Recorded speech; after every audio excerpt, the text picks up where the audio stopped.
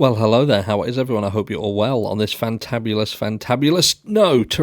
Tuesday. And this is video 3 of 3. And it's only going to be a quick one because I was trying to address something because a few people had reached out, referenced the video that I did yesterday where we touched on Dylan Mortensen and frozen shock phase and not calling 911 for 8 hours. And you get a few people who email and reach out and give their kind of opinion on why she perhaps didn't call 911. That, yeah, this is old news. This is something that we've gone over, but it's apparent that not everybody has either been, I don't know, listening to the case from the beginning, or, you know, they've seen things transpire over a period of time and their opinions have changed. But look, this is why I don't think, at this stage, and that's subject to change if I see more evidence, but this is why I don't believe 911 was called for the period of time which it wasn't. I, at this stage, don't believe that Bryan Kohberger did this crime, and I need to see more evidence to support the fact that he's being accused of the crime, and that's just me. If it's not you, that's cool. You do you, I'll do me. Oh, and by the way, can I just say that you're looking absolutely amazing? And I don't say that because I want you to agree with me. If you don't, I fully appreciate the fact that you don't. But for me personally, I need to see more evidence. And with that absence of evidence, for me to be able to fully go balls deep in Bryan Kohberger being the person who did the crime, I have to look at alternatives. And for me, when you remove Bryan Kohberger from the equation, like I said in the video earlier today, things just get more clarity. There is more clarity. Bryan Kohberger being dropped into their clouds things, he makes things more complicated, and you have to do a lot more work in order to try and make that narrative fit. So look, I believe that there's a very strong possibility that what happened at 1122 King Road stemmed from something that happened at the frat party earlier on that night. I do. That's just me. Like I say, I just feel that is the most likely alternative to Bryan Kohberger. If you remove him from the equation, what are you left with? And this is what you're left with. You're left with a situation that would see these students attend a party. Two of these students go home. Xana and Ethan, they leave and they go home. There's issues with what time they left and what time they got home.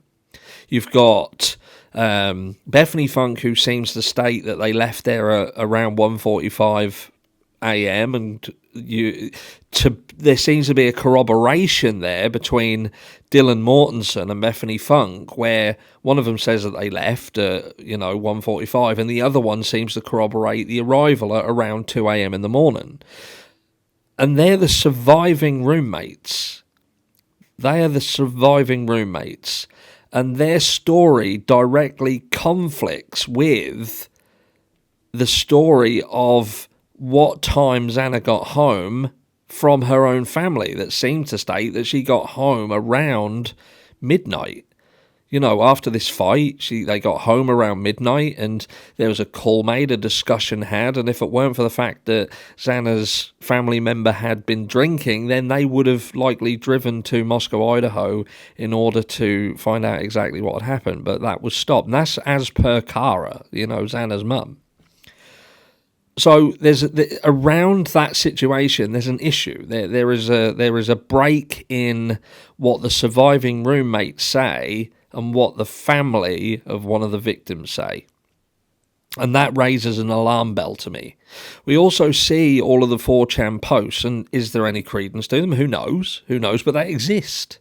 And the party obviously existed, that it happened, and there was obviously a fight. We've got that corroborated by Xana's mum. Corroborates the fight. It happened. So, with respect of what we know, reference like little Timmy and the fact that he'd got into an argument and it ended up with him being hospitalised, and the fact that he's had to push that further. And, I hear some people, and I get it, some people have turned around and said, well, why should the university do everything about it if it happens off campus or whatever? But you could argue that with the Idaho 4 case. That happened off campus. It was a privately owned residence. And, you know, the university went balls deep in it. They took over, they took charge. Not only that, they destroyed the crime scene, going against the wishes of the victims' families. That's how involved they were.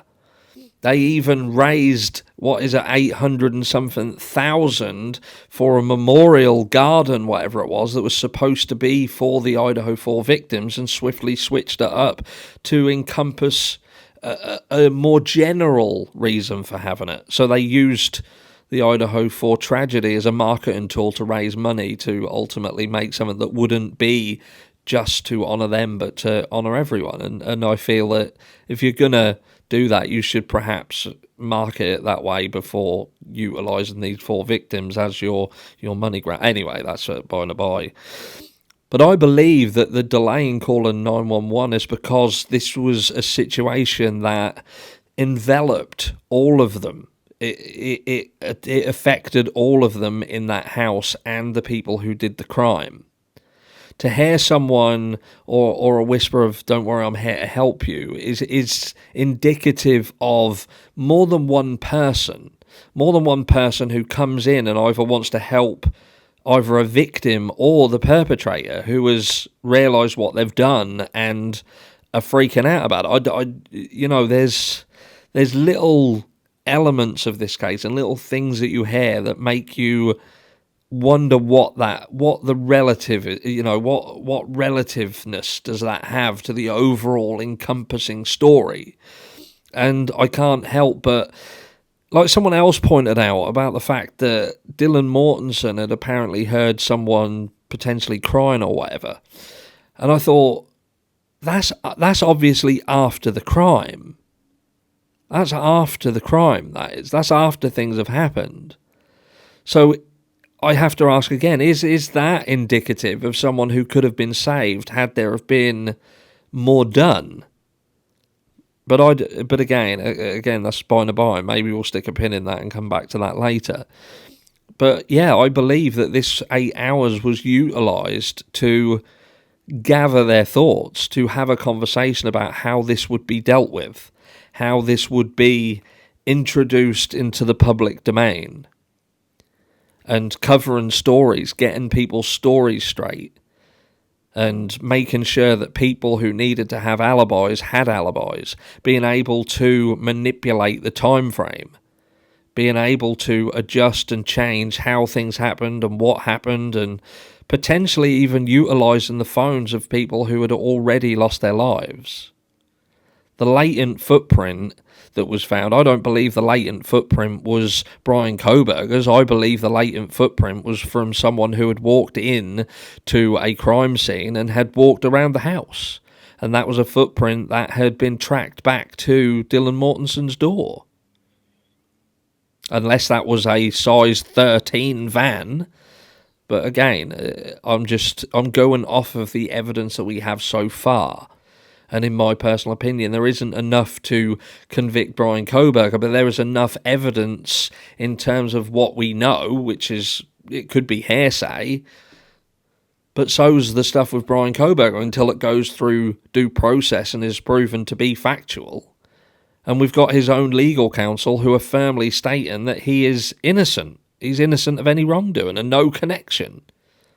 And that legal representation doesn't have to say that. They are not obligated to say that. There is no fixed obligation to put that out there. And in fact, that could potentially hurt their credibility going forward, to show that you've been duped to that degree that you would go out publicly and say it. But 8 hours is a long time for a bunch of people to get stories straight, to have conversations about what's going to happen next. And then in the aftermath, everyone vanishes. They disappear. Like to sever ties. They don't, we're never, this happened and we're never going to mention it again. And we're never going to speak again. We're not going to have anything to do with one another again. We stay away from each other. That's what I think. And I'll catch you all in the next one.